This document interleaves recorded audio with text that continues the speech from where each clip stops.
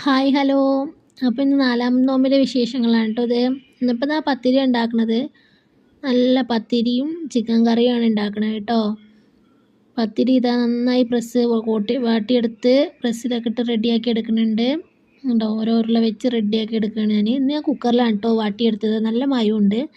അത് കുക്കറിൽ പൊടി നല്ല വാട്ടിയെടുത്ത ശേഷം എന്താണ് വെന്ത് ആയില്ല, അപ്പോൾ വിസിലിട്ട് വെക്കുക കേട്ടോ. ഫ്ലെയിം ഓഫ് ചെയ്തിട്ട് നല്ല സോഫ്റ്റ് ആയി കിട്ടുന്നുണ്ട്. പിന്നെ അതൊക്കെ അതാ ചുട്ടെടുത്തു. പിന്നെ അപ്പോഴേക്കും ഇന്നിതാ സാമ്പാർ ഉണ്ടാക്കണം എന്നിട്ടാണ് വീട്ടിലുണ്ടായ മുരിങ്ങക്കായും കഷ്ണമൊക്കെ ഇട്ട് സാമ്പാർ ഉണ്ടാക്കി. ചോറൊക്കെ വെന്തു.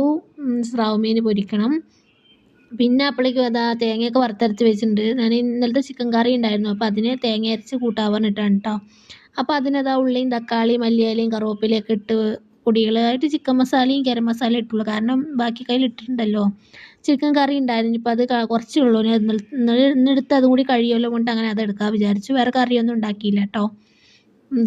പത്തിരിക്ക് ചിക്കൻ കറിയും ബീഫ് കറിയൊക്കെ നല്ല അടിപൊളിയാണല്ലോ. അപ്പം പിന്നെ അങ്ങനെ അത് ചെയ്യാൻ പറഞ്ഞിട്ട് അതിലേക്ക് റെഡിയാക്കി കേട്ടോ. എന്നിട്ട് ഉണ്ടായിരുന്ന കറി അതിലേക്ക് ഒഴിച്ചിട്ട് നമ്മുടെ വറുത്തരച്ച തേങ്ങ അതിലേക്ക് ഒഴിച്ചു കേട്ടോ.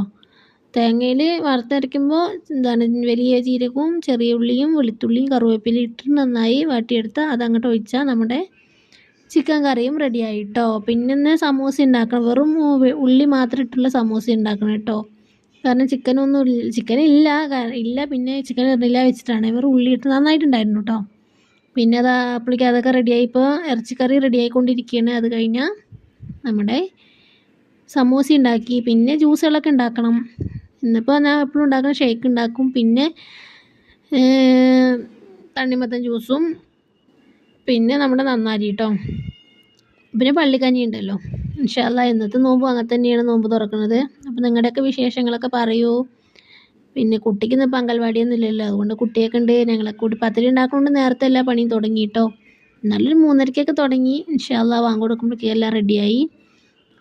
പത്തിരി ആയതുകൊണ്ട് കുറച്ച് നേരത്തെ നിൽക്കണമല്ലോ. നിങ്ങളൊക്കെ എങ്ങനെ നിങ്ങളുടെയൊക്കെ പറയൂ കേട്ടോ. അപ്പോൾ നന്നായി ഉള്ളിയൊക്കെ നല്ല വാട്ടിയെടുത്തു. ഉള്ളി നല്ല എണ്ണയിൽ കിടന്ന് നല്ല വാട്ടിയെടുക്കണം കേട്ടോ. അതിൽ പൊടികളായിട്ട് ഇഞ്ചി വെളുത്തുള്ളി പേസ്റ്റ് ഇടും, നെല്ലിയിലും കറിവേപ്പില ഇടും. പിന്നെ പൊടി കൊണ്ട് ചിക്കൻ മസാല ഇടും, മുളക് പൊടി, കുറച്ച് മഞ്ഞൾപ്പൊടി, ഉപ്പ്, അതൊക്കെ തന്നെ ഇടുള്ളൂ കേട്ടോ. ചിക്കൻ മസാലയും ഗരം മസാലയും ഞാൻ എല്ലാത്തിലും ആഡ് ചെയ്യാറുണ്ട് കേട്ടോ.